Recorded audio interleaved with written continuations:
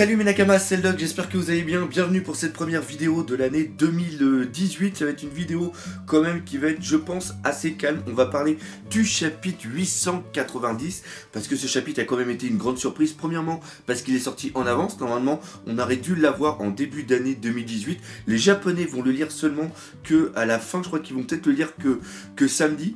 Et ce qu'il faut savoir, c'est que nous, on l'a eu en avance. Pourquoi ? Parce qu'il est tombé du camion. Ce chapitre a vraiment clôturé l'année 2017 en folie. Ce chapitre a été une dinguerie, c'est un truc de fou. Il y a énormément de choses à dire sur ce chapitre parce que au niveau du net, il fait vraiment polémique. C'est-à-dire que il y a des personnes qui l'ont adoré, comme moi je l'ai vraiment adoré ce chapitre, et il y en a beaucoup qui l'ont détesté.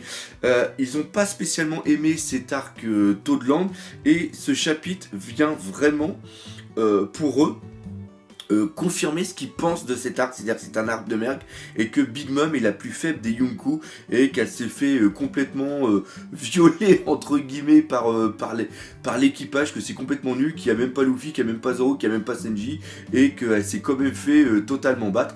Et je pense franchement que pour savourer et pour comprendre tout ce chapitre, il faut vraiment faire une mise, il faut vraiment prendre du recul.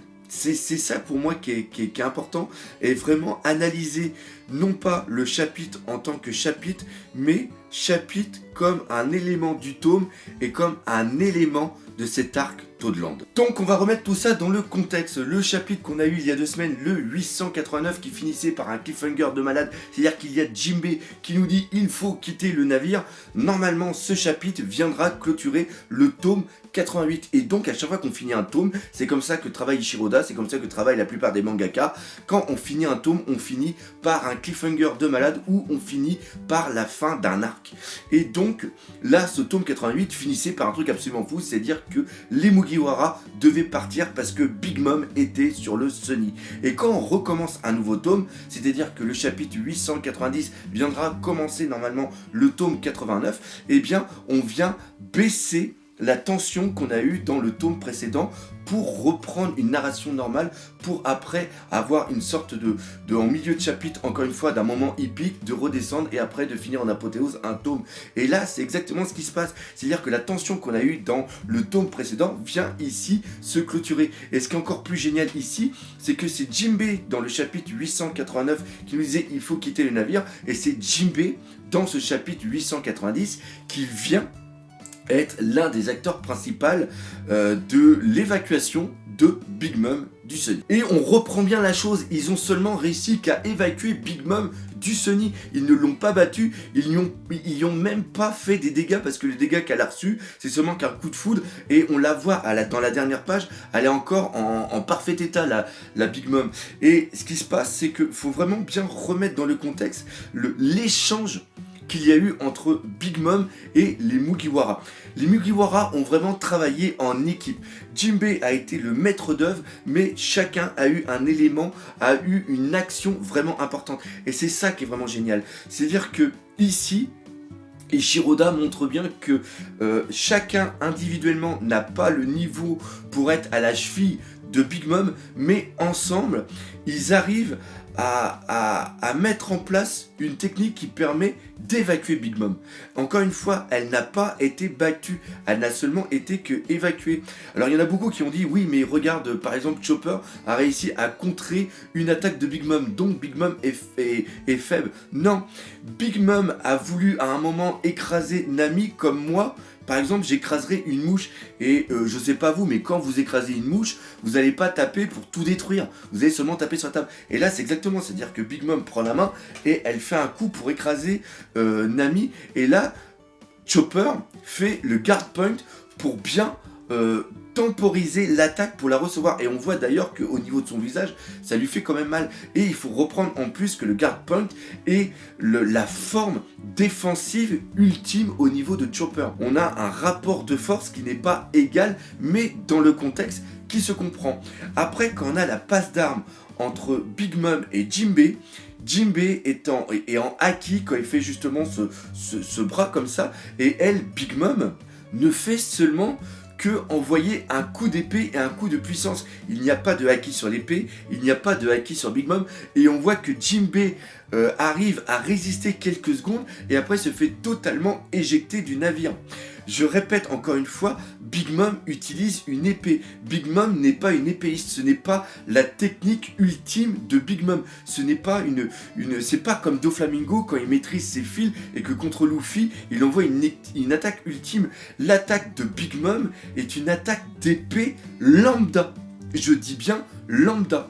Et Jinbei se fait éjecter du bateau. D'ailleurs, on se demande même s'il n'a pas perdu son bras, parce que après, quand on reprend les différentes cases, on voit qu'on n'arrive plus à voir son bras gauche. Donc ça, pareil, ça c'est, on ne sait pas. Je ne pense pas, parce que sinon, je pense que s'il avait vraiment perdu son bras, on aurait vraiment vu du sang et peut-être que Shiroda aurait vraiment mis l'accent dessus. Mais encore une fois, il y a un petit doute qui est mis en place. Après, quand Jinbei revient, il envoie une putain de vague d'eau sur Big Mom. C'est de l'eau de mer. Donc, Big Mom est affaibli. De plus, Big Mom n'est pas dans un état normal. Big Mom est déjà affaiblie parce que ça fait plus de 8 heures qu'elle est en train de faire la folle, qu'elle essaie de tout détruire pour bouffer son putain de gâteau de mariage, et donc elle n'arrive à rien bouffer d'autre. Donc depuis 8 heures, elle perd de l'aile et de l'énergie, et ça reprend exactement ce que j'avais expliqué avec Flash, c'est-à-dire qu'il a besoin de tout le temps manger, de tout le temps prendre de l'énergie, parce que l'utilisation qu'il fait de son pouvoir consomme énormément d'énergie. Donc Big Mom, c'est peut-être aussi pareil, et on voit bien que le reste de l'équipage de Big Mom, c'est l'une des premières fois qu'il la voit dans cet état. Et donc Big Mom est plus faible que si elle était normale avec sa grosse masse corpulente. Après, elle est obnubilée par le gâteau, donc elle n'est pas rationnelle dans ses attaques. C'est beaucoup que par l'instinct, même si elle est plus lucide que quand elle l'était au moment du départ de l'île Toadland, elle a encore elle est obnubilée par ce gâteau. D'ailleurs, à un moment, il y a Jinbei qui dit, ou Nami dit, pars d'ici, le gâteau n'est pas là, et Big Mom dit, je partirai que quand j'aurai le gâteau. Donc là, ça montre bien qu'elle a qu'un seul truc en tête, et donc elle n'est pas lucide. Et on a bien vu déjà quand les gens sous-estiment une personne ou quand ils se sentent supérieurs, on voit bien que le combat est biaisé. Souvent Luffy, quand il gagne, c'est parce qu'une personne l'a sous-estimé. Et là, Shiroda, c'est ce qu'il est en train de montrer. C'est-à-dire que Big Mom n'est pas lucide, donc elle fait n'importe quoi. Elle ne comprend pas les attaques, elle ne les anticipe pas, elle est pas en mode berserk non plus, elle est en mode what the fuck. C'est un petit peu ça. Et quand Jinbei revient, Jinbei envoie une attaque ultime contre Big Mom. C'est-à-dire que l'attaque qu'il utilise est un level au-dessus de l'attaque qu'il avait eue au niveau de l'île des hommes poissons contre Wata. Je ne me rappelle plus, le mec qui était vraiment énorme. Et là, on voit que c'est une attaque ultime, qu'il envoie l'attaque sur Big Mom, que Big Mom arrive à résister et après qu'elle se fait éjecter. Elle se fait éjecter, pourquoi? Parce que je ne sais pas si vous l'avez remarqué, mais au niveau du Sony, c'est de l'herbe. Il y a eu de l'eau, et donc le gazon, quand c'est mouillé, ceux qui jouent au foot le savent parfaitement, et bien putain, c'est une patinoire. Et donc Big Mom n'a pas de support fiable au niveau du sol pour pouvoir résister à l'attaque. Elle part, pourquoi? Parce que tout simplement, elle glisse. Donc elle se fait éjecter.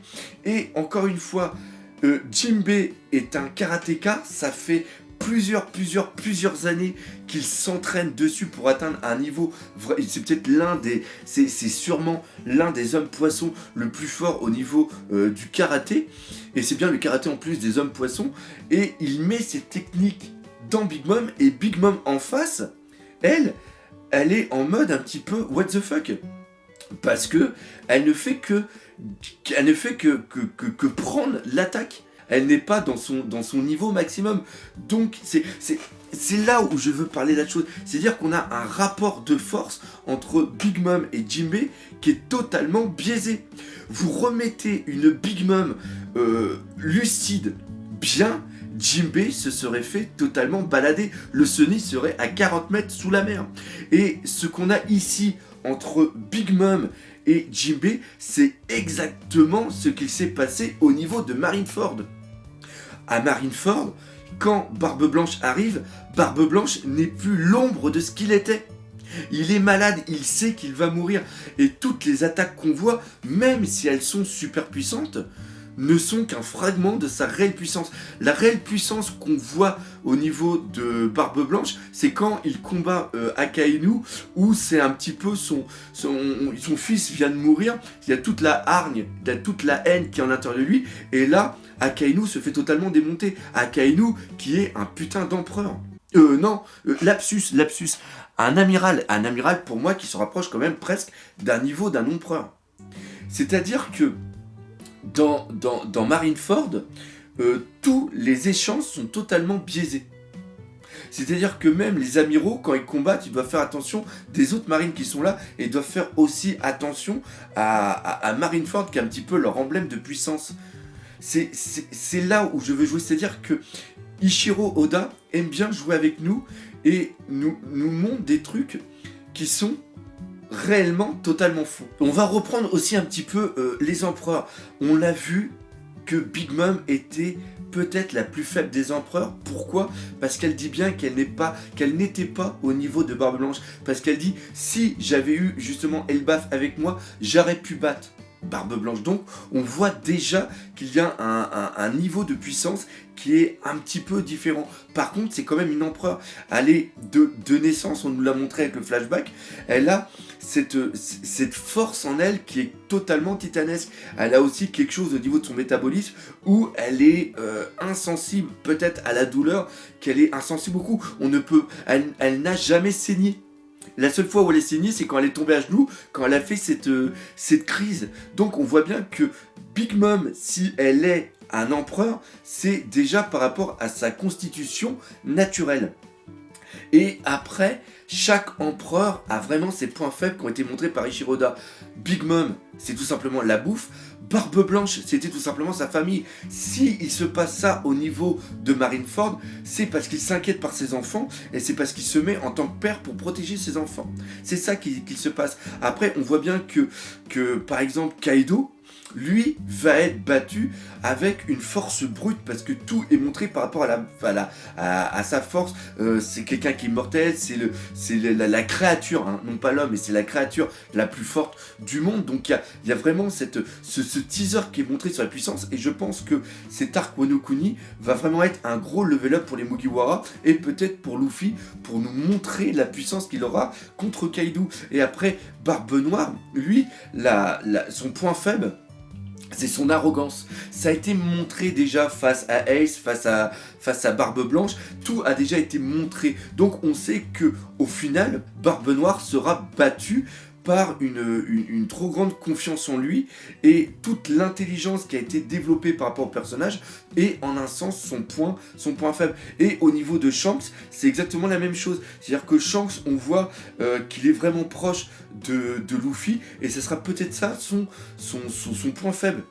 Il y a le traitement de la nourriture qui a été mis en place tout au long de cet arc, et même au niveau de l'île des hommes poissons avec l'usine de bonbons, et que ça sera ça l'élément déterminant pour cette fin d'arc. Il faut tout reprendre dans une globalité. Je suis désolé de faire la comparaison, mais on n'est pas dans du Dragon Ball. Dragon Ball Z, Dragon Ball S, c'est-à-dire que ce n'est pas seulement qu'une confrontation de puissance. Tout ne se fait pas par rapport à un Genki Dama, ou par rapport à un putain de caméra, ou par rapport à une putain de transformation. Il y a tout un contexte qui est mis en place. Il y a toute une narration, tout simplement. Et ce qui a été vraiment excellent aussi au niveau de ce chapitre, c'est qu'on a bien vu qu'au fil des pages, c'était la mise en place d'un plan pour pouvoir échapper à Big Mom. C'est-à-dire qu'une fois que Jinbei a réussi à enlever Big Mom, cette menace du bateau, tout simplement, elle était sur Zeus, et après, ils n'ont pas cherché à mettre KO Big Mom, ils ont tout simplement cherché à empêcher Big Mom de se déplacer pour que eux puissent partir. Parce qu'on se le rappelle, hein, dans le chapitre 889, il y a Carotte qui a réussi à neutraliser la flotte pour qu'ils puissent avoir un chemin d'accès pour pouvoir s'échapper. Et là, il y a eu un très très bon traitement de Brook. Brook, le comique de référence par rapport à la culotte, encore une fois, est très très bien utilisé ici. C'est-à-dire que on voit bien qu'il y a que Big Mom a sous-estimé Brook. C'est-à-dire que Brook, quand il se prépare, elle lui dit bien t'as pas du tout le niveau, j'ai déjà réussi à te niquer la gueule une fois. Donc encore une fois, Big Mom sous-estime totalement les Mugiwara. On a Brook qui demande de voir la culotte de Big Mom. Et même si Big Mom est dans un état un petit peu second, le fait qu'on lui demande de voir sa culotte, ça l'étonne. D'ailleurs, on voit bien aussi que nous on est étonnés. Et il y a aussi une projection de notre étonnement à travers le visage de Nami et je crois aussi de Chopper. Ce petit moment que nous aussi on a eu d'étonnement, on dit mais pourquoi Brook lui demande sa culotte? Cette seconde permet à Brook par rapport à sa vitesse de neutraliser Zeus. Et ça c'est vraiment excellent parce qu'une fois que Zeus est neutralisé, après on voit que Big Mom se prend déjà le coup d'électricité et après qu'elle est sur Prométhée, Prométhée est du feu et Prométhée a aussi un gros problème avec l'eau. Donc Big Mom va sûrement devoir aller sur un bateau parce qu'elle ne va pas pouvoir continuer à poursuivre les Mugiwara et le Sunny parce que Jinbei sinon a juste qu'à envoyer de l'eau sur Prométhée pour que celui-ci devienne complètement ferme. D'ailleurs c'est même à ce niveau-là, je sais pas si vous vous rappelez, mais au niveau du bateau, quand il y a l'eau qui arrive au niveau de Big Mom, il y a Prométhée qui le voit et que tout de suite il s'écarte pour que ce soit Big Mom qui reprenne toute l'eau dans la gueule. Et encore une fois, l'eau permet d'affaiblir Big Mom. Donc il y a tout ça dans le contexte. Et après, quand tu as Nami qui prend Zeus et il lui dit je veux pas être seulement copain avec toi, mais t'as pas le choix, si tu es là, c'est soit t'es avec moi, soit tu crèves. On voit encore une fois un côté machiavélique de Nami. Je sais pas non plus si le fait d'avoir la vive carte permettra aussi à Zeus de pouvoir un tout petit peu le contrôler et aussi de se poser la question si Zeus reste avec l'équipage, s'il ne sera pas un mouchard de Big Mom, parce que rappelez-vous, si Zeus et Prométhée ont réussi à retrouver Big Mom, c'est par rapport à l'âme qui se dégageait et le lien qu'il y a justement avec eux. Et je voudrais aussi parler de quelqu'un d'autre, je voudrais parler de Napoléon. Napoléon, à un moment, on voit qu'il y a une attaque qui est cognac, et ça je ne savais pas, c'est dans les commentaires qu'on me l'a dit, donc un gros merci parce qu'après j'ai fait la recherche, mais il semblerait, et non, pas il semblerait, il y a vraiment un cognac qui est vraiment de très très haut niveau et qui s'appelle le cognac Napoléon. Et la question à se poser, c'est que comment l'épée arrive à avoir du feu? Est-ce que c'est Prométhée qui donne une partie de lui pour enflammer Napoléon, ou si c'est Napoléon qui a aussi ses capacités de pouvoir créer du feu automatiquement? Donc ça encore une fois c'est aussi une très très bonne question. Et aussi le développement de Napoléon, on remarque que Napoléon devient de plus ou moins puissant au niveau du contexte et qui peut même changer sa forme. Donc même pourquoi pas, est-ce que Napoléon après peut devenir une lance, peut devenir une autre arme? Ça c'est aussi une très très bonne question. Encore une fois, toujours plein de questions avec ces chapitres One Piece. Moi personnellement j'ai adoré ce chapitre parce que c'est dans la continuité de ce qu'on a. Il aime bien nous montrer tout cet arc. De toute façon je vais faire une vidéo sur cet arc Toadland a vraiment été quelque chose où il nous a toujours montré du faux pour nous montrer quelque chose d'autre totalement différent. Après comment va se terminer cet arc? Je pense qu'il va y avoir un gros travail au niveau du bateau, au niveau du gâteau. Cette semaine, normalement, on n'aura pas de chapitre.